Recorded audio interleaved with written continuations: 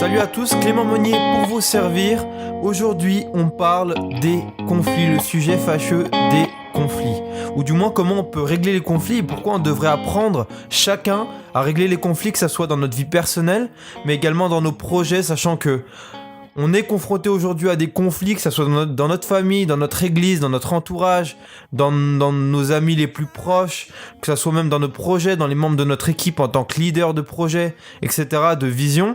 On est confronté à des conflits quotidiens, peut-être annuels, enfin bref, réguliers quoi.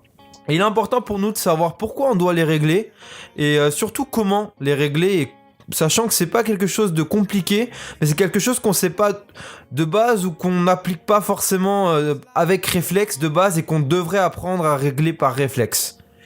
Si on compare un petit peu les conflits, ça serait un peu équivalent à une araignée, un peu qu'on laisse rentrer chez nous, une petite araignée normale, qu'on laisse rentrer, on s'en rend peut-être même pas compte. On est chez soi, sur son fauteuil, et puis on voit sur le plafond une araignée.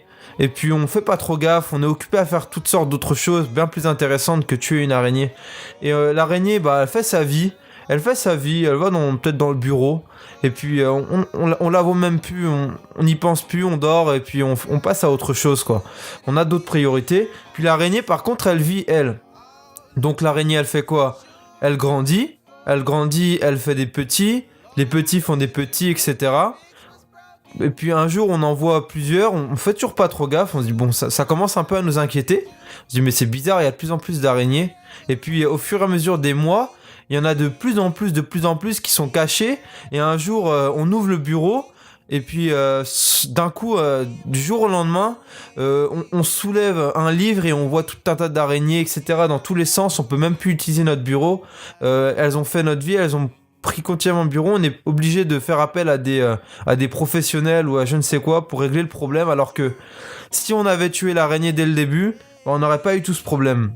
Et en fait, souvent, les conflits, les problèmes qu'on peut avoir internes ou externes avec d'autres personnes, ça vient d'erreurs qu'une autre personne a faites ou que nous on a faites, qui a peut-être blessé l'une ou l'autre, ou qui a créé quelque chose de mauvais dans l'un ou dans l'autre, et qui a créé une sorte de conflit, qui a, on va dire, un petit peu détourné, un peu déformé la vision qu'on a d'autres personnes, ou que l'autre personne a de nous, qui a déformé un petit peu, petit à petit, notre relation, la façon dont on parlait, dans la façon dont on échangeait, et au fur et à mesure des mois, cette façon a grandi, elle a fait des petits, et puis finalement, on se retrouve dans des situations incroyables. Et le pire, c'est que ces araignées et ces conflits ont même créé ensuite d'autres conflits avec d'autres personnes qui à la base n'y avait rien de problème, il n'y avait aucun problème. Mais le conflit a créé en nous-mêmes de mauvais sentiments envers d'autres personnes. Et au final, on se retrouve à même plus comprendre d'où vient le problème. Tellement le problème devient tellement gros et on est complètement perdu. En fait, aujourd'hui, je te fais ce podcast parce que je réalise que même dans ma vie personnelle, on fait tous face à ce genre de situation. On fait tous face, quoi qu'il arrive, plus ou moins grave à des conflits. Ça fait partie de la vie, donc on est quelque part obligé aujourd'hui, si on ne sait pas comment régler des conflits, ou si on n'a pas le courage de le faire, on est obligé aujourd'hui d'apprendre à le faire, et surtout de prendre son courage et de le faire.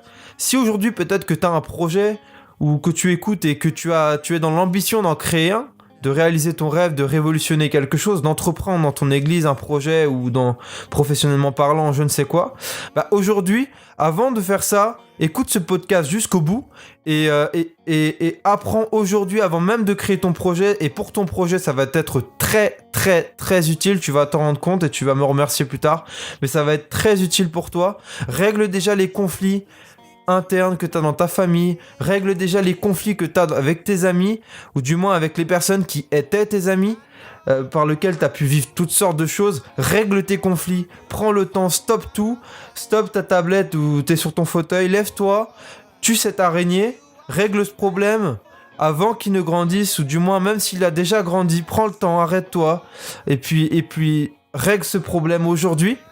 Règle ce problème demain, mais n'attends pas plus, n'attends pas un jour de plus, parce que un jour de plus, ça va être quelque part toujours un peu plus compliqué de régler ce problème. Que ça soit un jour, et plus tu vas attendre, plus ça va être compliqué. Ça va pas stagner, ça va pas juste attendre que tu le règles.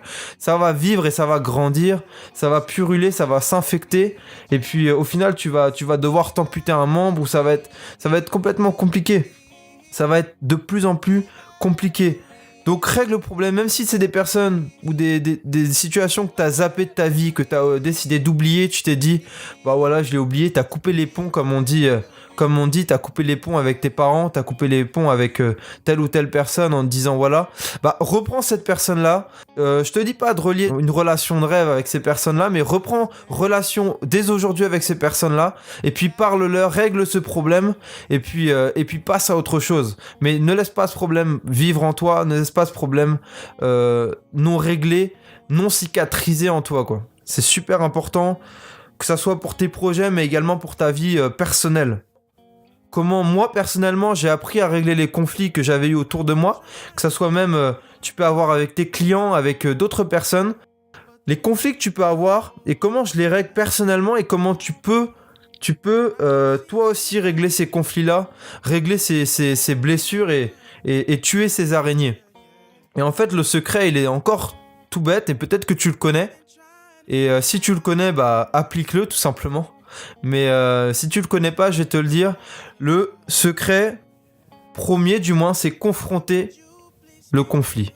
Confronter, prendre son courage à deux mains, affronter le problème, ne pas attendre ou ne pas le fuir éternellement, sachant que de toute façon il est accroché à notre pied. On peut courir comme avec un boulet à notre pied en espérant que le boulet ne nous rattrape pas, mais de toute façon il est accroché à une chaîne à notre cheville, donc il nous suivra quoi qu'il arrive. Donc ça, arrêtez de se faire... Commencer à se baisser, à confronter ce problème, à se détacher, à détacher cette chaîne, à confronter ce problème, à voir la personne, à aller lui parler. Tout simplement, c'est le premier point, c'est aller lui parler. Aller parler à cette personne, aller parler à ce groupe de personnes, confronter ce groupe de personnes, non pas avec le désir de montrer ses intérêts, le désir de montrer qu'on a raison, le désir d'écraser l'autre, le désir de faire payer l'autre, le désir de je ne sais pas, de faire réaliser à l'autre à quel point il a fait une erreur, ou je ne sais quoi, ce genre de choses, non. Mais aller voir la personne avec le sentiment, avec une préparation avant, un temps de réflexion, un temps de méditation, un temps où on va se dire ok, je vais aller voir cette personne, je mets mes intérêts de côté. Le but, c'est pas de prouver que j'ai raison, parce que de toute façon, même si j'ai raison, même si j'ai complètement raison et que la personne souffre de cela, le problème ne sera jamais réglé. Même si la personne souffre, mais d'une souffrance incroyable de ce qu'elle nous a fait, le problème ne sera pas réglé. Et votre joie que vous allez avoir à travers ça, elle sera que éphémère, et elle va strictement rien régler. Elle va vous faire stagner, elle va même vous faire chuter et vous faire... on va même régresser. À fond, quoi, à fond. Donc, va voir cette personne, va la voir avec un sentiment, force-toi d'y aller avec un sentiment d'amour pour cette personne, de compréhension, de compassion. Va voir cette personne, explique-lui ce que tu as vécu, explique-lui ce que tu as ressenti, explique-lui que, voilà, tu la pardonnes, prends la décision de la pardonner, de passer à autre chose, peut-être de rompre quand même cette relation, si c'est la seule possibilité de rompre cette relation, mais de pas la rompre pour fuir, mais la rompre avec en paix, que ça soit de son côté, mais également de ton côté. Et voilà, discuter avec elle, parler avec elle, régler ce problème-là. Réglez-le avec douceur, même si c'est un sacrifice. Tuer une araignée, en général, ça peut même... Si elle est grosse, ça peut vouloir de sacrifier une claquette ou une basket qu'on aime bien, parce que pour l'écraser, voilà, ça va... Ou alors même sacrifier un peu le mur, parce qu'il va y avoir une trace derrière qu'on va avoir du mal à enlever. Mais sacrifier quelque chose, ça va valoir un sacrifice. Mais bon, le sacrifice sera quand même bien plus petit que sacrifier complètement son bureau qui sera infesté d'araignées, que sacrifier complètement sa maison qu'on va devoir brûler parce que ça sera imprégné dans les murs et qu'on va devoir reconstruire une autre maison. Ça va te sacrifier juste une petite chose, sacrifier au moins pour un temps nos intérêts, sacrifier notre raison, sacrifier notre plaisir dans la souffrance, on va dire, de sacrifier ces choses, de pardonner et d'avancer.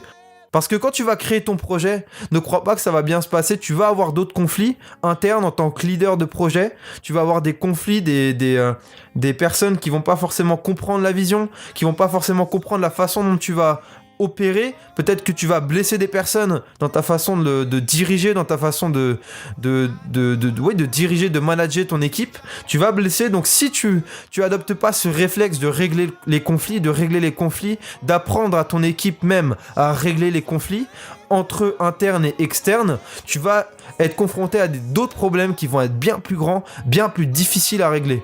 Sachant qu'un conflit de base est constamment et régulièrement quelque chose de petit, évidemment ça peut être quelque chose de grand de base et de très douloureux, comme une trahison ou quelque chose comme ça, mais dans tous les cas, quoi qu'il arrive, quelle que soit la gravité, petite ou immensément grande, tu vas devoir obligatoirement pour ta survie, pour la survie de tes projets, pour la survie de ta vie personnelle, mais de tes projets, de ton projet, de ton équipe, etc., de ta vision, tu vas devoir dès aujourd'hui régler tes conflits.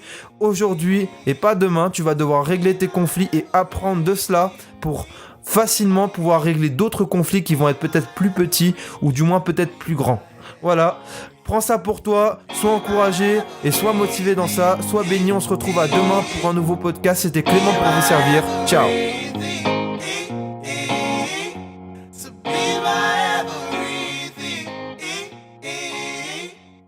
Be my